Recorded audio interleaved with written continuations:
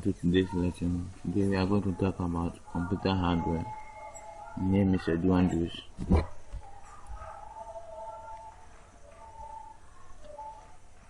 By the end of this lesson, you'll be able to identify the virtual components of the system unit, describe the categories of the computer hardware, describe the commonly used input and output device.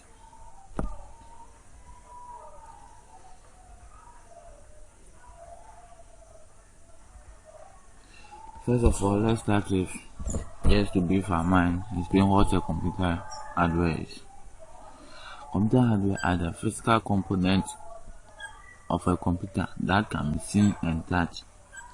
Examples are the system unit, the speakers, the monitors, printers, keyboard, modem, mouse,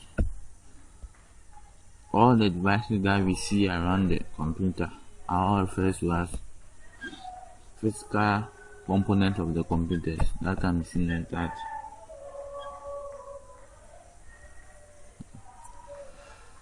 The virtual component of the system unit. Front side, we have the power switch indicator, in which serves as the power button that we press on.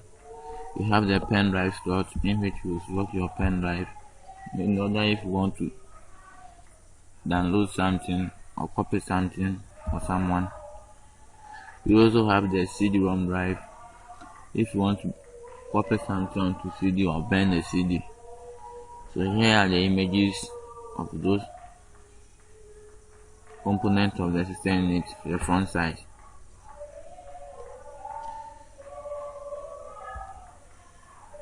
Okay, the back side, you have the USB port, which serves as the same as the front side. You have the back side and the front side, in which you slot your pen drive, which is being used to copy items to someone. Then you have the serial port. You have the power socket, in which you plug your power. But without the power socket, you cannot boot your computer when there is no power. Okay. You have the motherboard, which serves as the main. Inside the computer, we have the motherboard, which can have the main memory of the computer. We have the CPU, the central processing unit, which serves as the processor or the brain of the computer. We have the power supplier, which supplies the computer with power, convert AC to DC. We have the memory, which stores information temporarily. We have the hard disk drive, which serves as the storage device.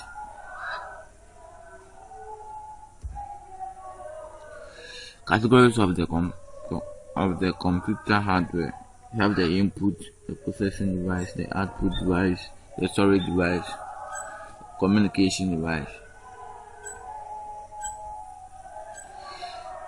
Input device. It is used to input provided information to a computer, such as typing a letter or giving instructions to a computer to perform a task. These are some examples of input device I describe in the following list. We have the keyboard. It's a set of keys that resembles a typewriter keyboard. It can be you use the keyboard to type text such as letters or numbers into the computer. We also have the mouse, a device that is used to interact with items displayed on the computer screen. A standard mouse has a left and right button. You use the left button to select items and provide instructions by clicking an active area on the screen. You use the right button to display commonly used menu items on the screen. Okay. We have the scanner, a device that is similar to a photocopier machine. You can use this device to transfer an exact copy of a photograph or document into a computer. A scanner reads the passage and translate it into a digital format which a computer can read. For example, you can scan photographs of your family using the scanner. You also have the webcam as input device, a device that is similar to a video camera. It allows you to capture and send the live pictures to the other users. For example, a webcam allows your family and friends to see you when communicating with them. Now let's go to the output device. It is used to get feedback from a computer after it performs a task. Some examples of output devices are described in the following list. We have the monitor, a device that is similar to a television. It is used to display information such as text and graphics on the computer. We also have the printers. For example, we have the LaserJet, the DiskJet, the inkjet, so many types of printers.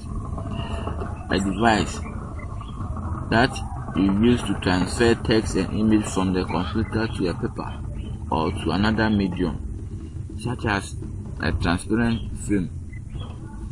You can use a printer to create a paper copy or whatever you see on your monitor.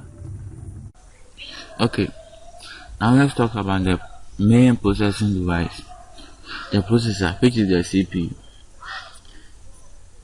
The CPU also means the central processing unit. The CPU is the brain of the computer, and its speed is an important factor that affects the overall performance of the computer. The CPU speed is the rate at which the CPU can perform a task, such as moving data to and from RAM, which is the random access memory, or performing a numerical calculation. If you have two computers that are identical except for the CPU speed, the computer with the faster CPU completes a task more quickly than the other. The main memory, which is the RAM. RAM is the active memory of the computer. The speed of retrieving data stored on RAM is very fast, and for this reason, the computer uses it to store the information that is currently in use. If the amount of RAM is large enough to hold all the information in use, this can result in faster computer performance. The RAM speed and the amount of RAM are important factors in personal computer performance. When there is no enough RAM in a computer slows down or fails to function properly. You have the storage device.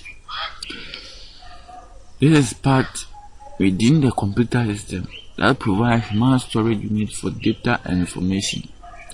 It is the permanent storage area for information. You have the DVD-ROM, a portable storage medium that is similar to a CD-ROM. However, it can store large amounts of data than a floppy disk or a CD-ROM. A DVD-ROM is commonly used to store movies and videos, and its capacity is 4.7 gigabytes. We now move to the hard disk drive, a magnetic disk that is usually the main storage device on most computers. It can be an external or internal device.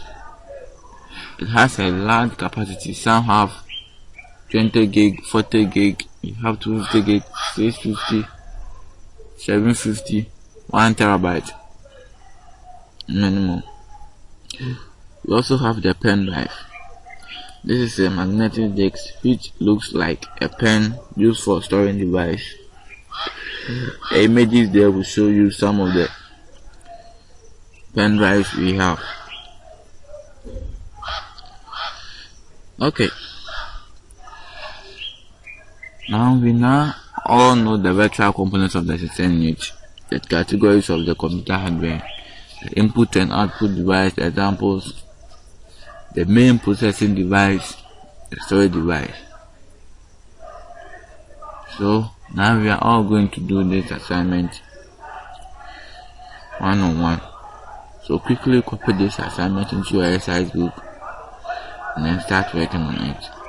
I'll give you 15 minutes to work on this assignment. Okay. Yeah. So next week lesson we begin to talk about communication, the mobile phone, the modem, the satellite, the radio, how they are used to communicate. So you have to go and read on this topic. Okay, thank you. I learned my lesson here.